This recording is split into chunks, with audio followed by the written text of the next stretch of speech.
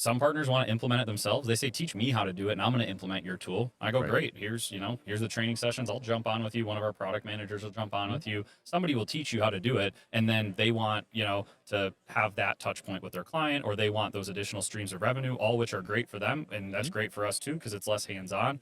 I don't mind.